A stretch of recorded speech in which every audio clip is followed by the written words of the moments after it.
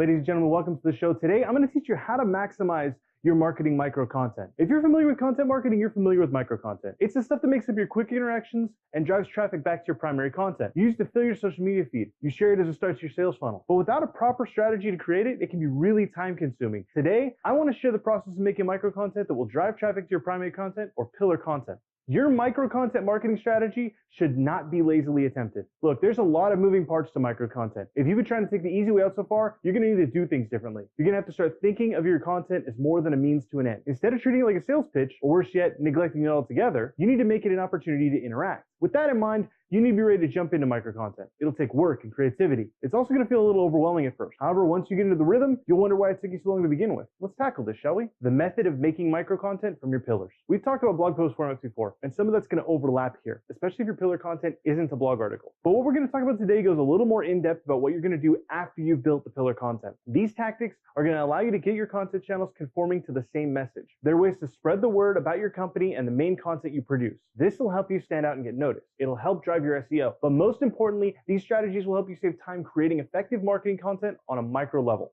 Find the center of your content. Everything about this process starts with the pillar content. Pillar content is the long-form blog post, podcast, or video that makes up your primary content. Selecting the pillar content that you'll be using should be easy. Typically, you'll start with the most recent. In the case of this example, you're watching the most recent, so as I'm filming this, the micro content isn't done yet. Instead, we'll take an example from a recent piece I did from our blog. This is an article that's received some great traffic and generated a few leads in a short period of time. It's also one that generated quite a bit of content for us. In it, I also introduced the idea that led to this video, so you can see how it all flows together. The best pillar content is something that has a ton of information, but simultaneously has room to expand on the subtopics within it. It's not incomplete, but it also has room to grow. Think of a recent article that you'd easily be able to expand on. As we go through the next steps, use that piece of content to help build your micro content. Again, the most recent piece is usually the easiest choice. Listen to your audience's feedback. Your audience is the most valuable source of content that you have. When they tell you what they want to know about, you need to take advantage of it. I want to talk about this idea before we go on to anything else because, like your pillar content,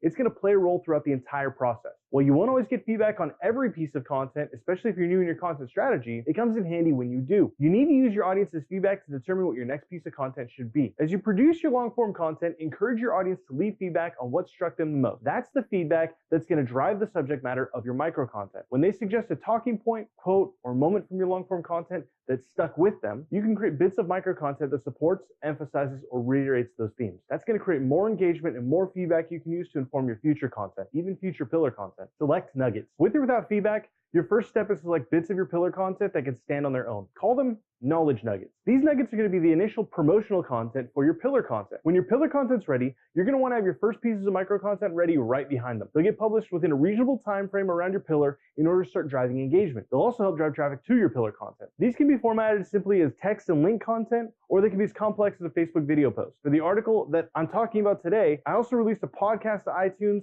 SoundCloud, Stitcher, and other platforms. I treated the podcast as additional long-form content as it was ultimately just a reading of the article. In the podcast, I referred listeners back to the blog article for additional resources. I also took bits from that content and used it to help drive traffic. Those bits got developed into multiple formats, just like yours should. So let's go over the formats. Craft your image content. Images are the most basic media for engagement. With services like Canva or software like the Spark Post app, making image content couldn't be easier. There are tons of ways to handle image media as well. I started with a blog post, so my first step was to reuse the featured image directly related to the content. This image went along with some basic social media text and a link. That began to drive traffic back to the blog article. At the same time, I recycled the GIF from the article. That gave my Twitter post a little bit of relatability. From there, I started to manipulate my marker content selection. Starting with Instagram, I put together images that would convey part of the ideas my blog shared. Several days worth got made and were released over the course of the week. In the descriptions of those images, I expanded the ideas. Not only did that drive Instagram engagement, but it also drove site visits. This is what I'm suggesting you do with your content. Use my examples for inspiration, but also look for your style. In the end, your content needs to feel like it's yours. Capture it on video. If you're ready to jump into the advanced work, video is your next step. You could survive on images alone. However, you'd be missing a big opportunity to expand your reach. Video, especially on social media, gets a ton of attention. When used correctly, it's going to play a huge role in your micro content strategy. Take an idea from the short video that I did based on our example post. It's simply a clip of me as I recorded the podcast. That led to some great footage that can be manipulated as video micro content. Some people hate reading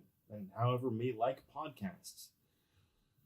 You're also putting trusted content in more places that are connected to you, showing Google that your information is relevant.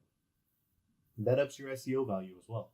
The one that I just shared went to Facebook. Occasionally when it makes sense, I'll do one for Instagram too. And you can do them for every other social channel you'd like. If you want to push even further content, you could turn your blog into a vlog, kind of like I'm doing right now. It's another great way to transform your content into something else that gets attention. Just be sure to separate the videos that get posted to YouTube for the ones that go to Facebook. Facebook will share native content faster than it will a YouTube video. They prioritize the things that keep eyes on their site. However, those YouTube videos can also be broken down into smaller content that can be shared to Facebook, Instagram, and other platforms to support video. You can even break down the same knowledge nuggets that you did to make your images. You're starting to see just how far the content can go? Grab the audio from your content. In the example article, I talk about the power of podcasting. Podcasts are a great way to deliver content, and like the example, I record many of my blog articles as podcasts. But podcasts aren't the only form of audio. Sometimes recording and editing an entire podcast is too much. Sometimes your source material is a podcast, and you need another way to make micro content from it. Thankfully, audio clips can be shared just as easily as video clips. Facebook allows audio content to be shared via live on a mobile device. Twitter allows streaming cards, where you can link to audio services like SoundCloud, and they can be streamed directly through Twitter. Literally, all you have to do is bring the audio to the platform and everything else is handled. Sometimes, though, you need to catch the attention better. That's why I do things like this. Podcasts, however, tend to average over 30 minutes,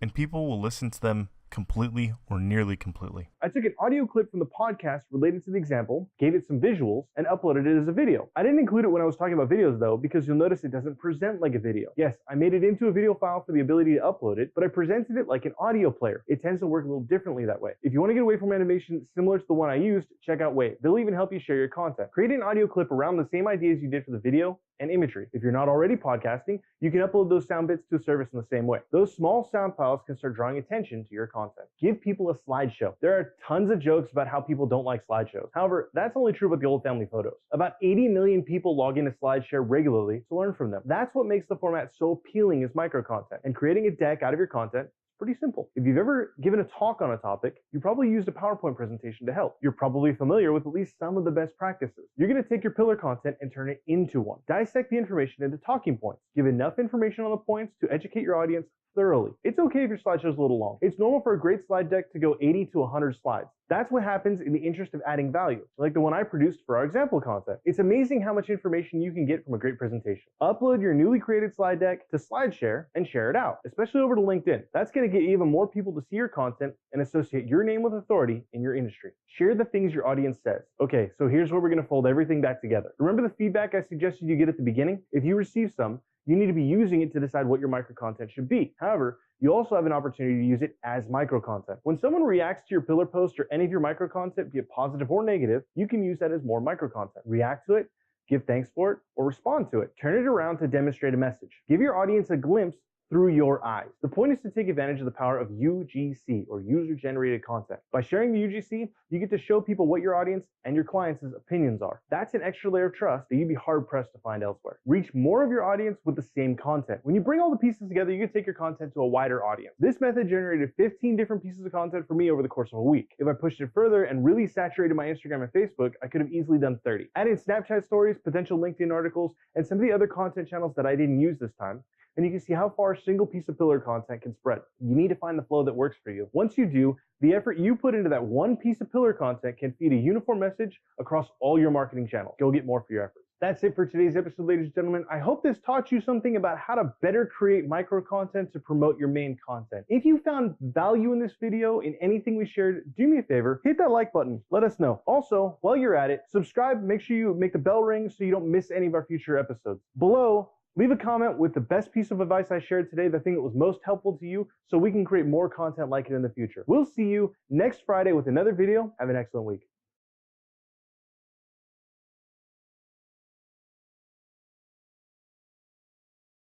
Before you go anywhere, I got one more thing for you. I want to help you get a massive head start on your next piece of content. I want to share with you our ebook templates that we put together to help you create lead magnets and digital downloads that will help you get more leads through your content. This ebook pack is 6 templates to help you put together a digital download that'll draw in leads from your pillar content. It includes a PowerPoint-based templates, tips to make your ebook as effective as possible, 6 different styles with customization options, and all the resources you'll need to make your ebook amazing. All you have to do to download it is visit visceralconcepts.com/YouTube-ebook-templates. Put your first name, last name, email address in the form, and we'll email you the pack. You can put it to use to start gathering more leads through your pillar content and help break up your pillar content into even more valuable information for your audience. Again, to download it, visit visceralconcepts.com YouTube-ebook-templates. Put your first name, last name, email address in the form, and we'll email it to you. You can put it to work and start gathering more leads to your content right now. Have an excellent week, and we'll see you next Friday.